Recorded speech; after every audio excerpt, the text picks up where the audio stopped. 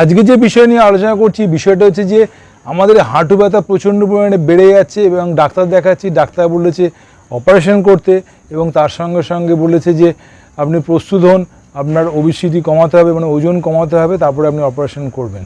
তো এই যে একটা কন্ট্রোভার্সিয়াল ব্যাপার, একটা ভয়ের ব্যাপার যে অপারেশন করে সাকসেসফুল হতে পারবো কি না, এবং তারপরে আমার ওজনটাও বেশি, ওজনটা কমছে না, কী করব। তো সেই বিষয় নিয়ে আজকে আলোচনা। আমি একটা সিরিজ বানাচ্ছি, যে সিরিজটা আপনি দেখলে বুঝতে পারবেন পরপর যে ওজনটা আপনি কী করে কমাবেন। তা আমার এই প্রচুর পেশেন্টকে আমি ওজন কমিয়ে দিয়েছি এবং তারা রিপ্লেস করে এসছে এবং তারা ভালো আছে। দেখুন ভিডিওটা শেষ পর্যন্ত। আর আমি আছি দীপাঞ্জন সামন্ত আপনাদের উপকারের জন্য, কারণ আমার নাম দীপাঞ্জন সামন্ত। আমি স্পোর্টস মেডিসিন, স্পোর্টস সায়েন্স এবং ফিজিওথেরাপিস্ট, এবং আমার চেম্বারে সব পেশেন্টরা আসে।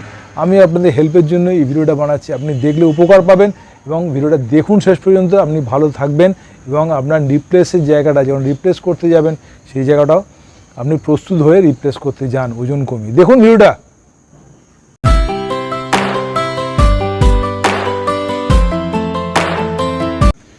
তা আজকে যে বিষয় নিয়ে আলোচনা করছি বিষয়টা হচ্ছে যে আমাদের ওজন বেশি, হাঁটু ব্যথা তার সঙ্গে সঙ্গে আছে, এবং তার সঙ্গে আমার হাঁটু ডাক্তার রিপ্লেস করতে বলছে, হাঁটুর কন্ডিশন খুব খারাপ, হাঁটতে পারছি না, আমি তাহলে ওজনটা কী করে কমাবো।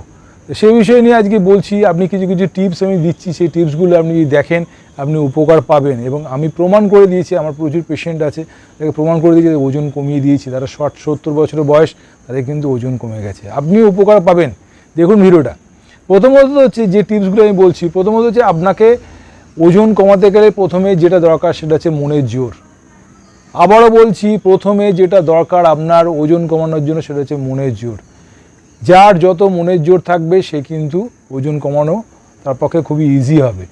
তার কারণটা কি, আপনাকে যেগুলো বারণ করা হবে সেগুলো আপনাকে মেনে চলতে হবে।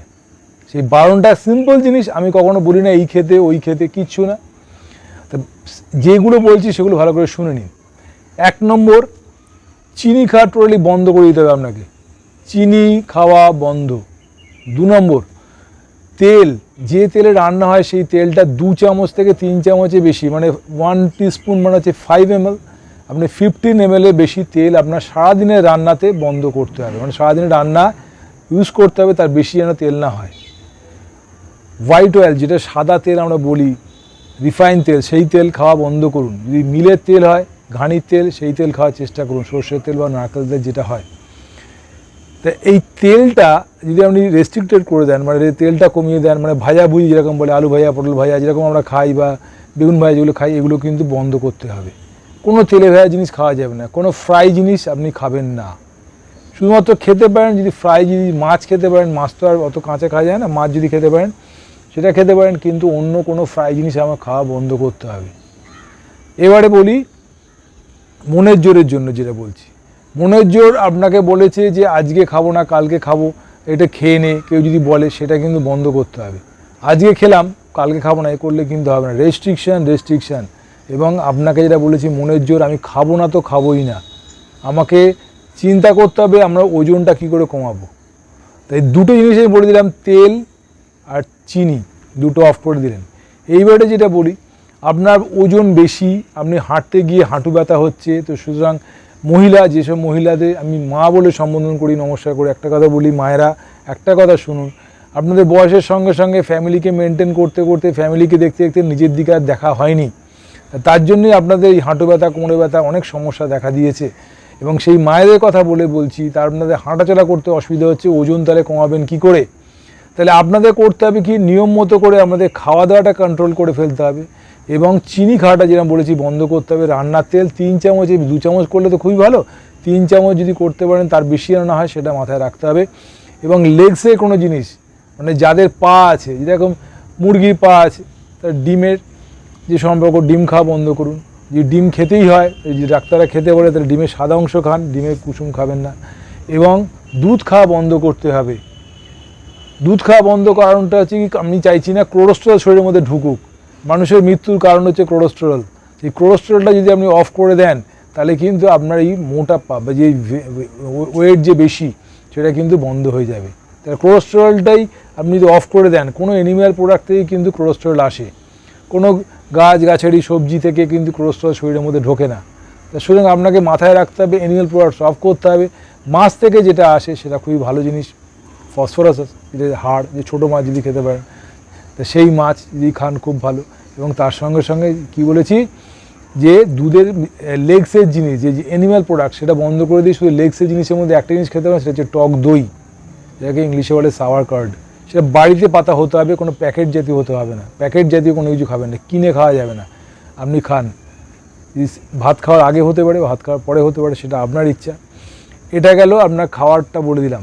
এবারে যে ফল নিয়ে বলেছি, দেখুন এই যে ফলের যে ডিশ আমি দেখাচ্ছি, ফল, এই ফলের যে ডিশ নিয়ে বলেছি, দেখুন এখন শীতকালে যে ফলটা পাওয়া যায়, দেখুন এখানে আতা পাওয়া যায়, খুব ভালো, প্রচুর পরিমাণে ক্যালসিয়াম আছে। তারপরে মৌসুমি পাওয়া যায়, কমলা লেবু পাওয়া যায়, আপেল তো সারা সিজনে সবসময় পাওয়া যায়, আর হচ্ছে আতা, এই আমাদের বেদানা, প্রচুর পরিমাণে আয়রন আছে। এবং তার সঙ্গে সঙ্গে কলা, এটা হার্ড ফুড, এবং কলা হচ্ছে আমাদের প্রচুর পরিমাণে আয়রন থাকে, তার সঙ্গে সঙ্গে জলীয়বদ্ধ থাকে, পেটটাকে ভারী করে। তো সুতরাং এই ফলগুলো বলেছি, আপনার ইচ্ছা মতো আপনি যে কোনো আরও ফল খেতে পারেন, আমার কোনো ব্যাপার নেই, পেয়ারা খেতে পারেন, যেটা আপনার ফল, মানে ভগবান যা দিয়েছে ফল, সেই ফলে আপনি খান।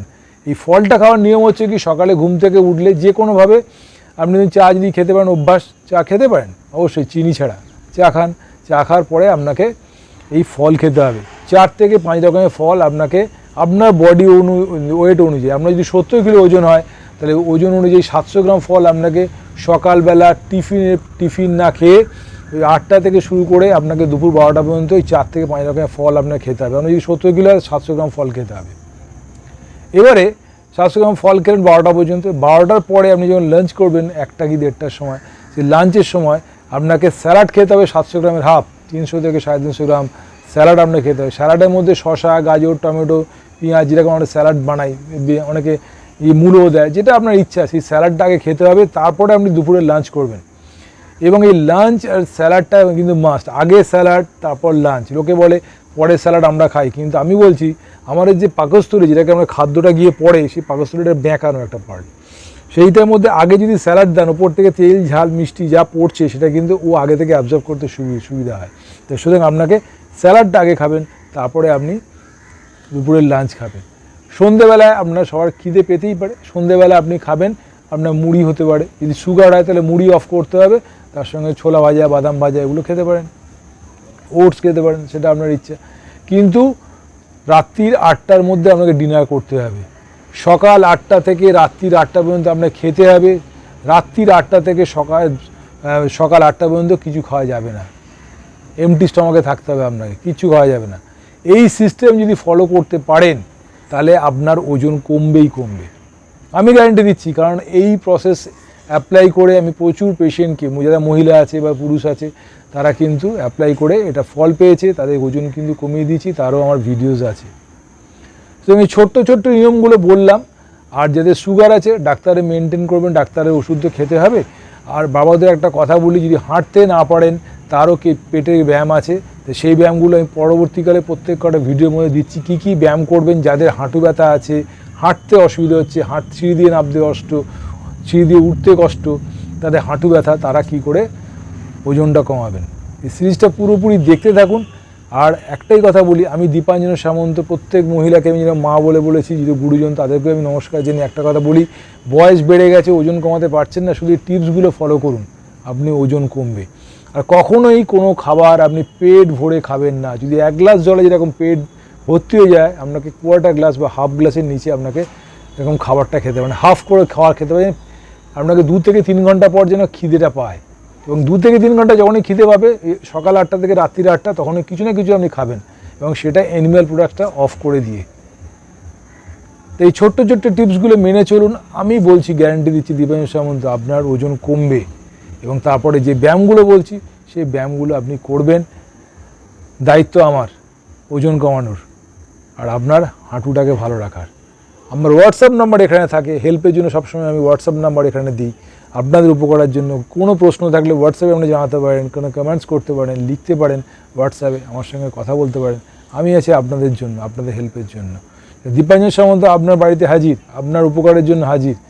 আর ভিডিও দেখতে থাকুন, আমি বলছি আমি আপনাকে উপকার করব, আপনার হেল্প আমার জন্য আছে, আপনার জন্য আছে। নমস্কার, ভালো থাকুন, আর আরও কোনো ভিডিও দেখতে থাকুন।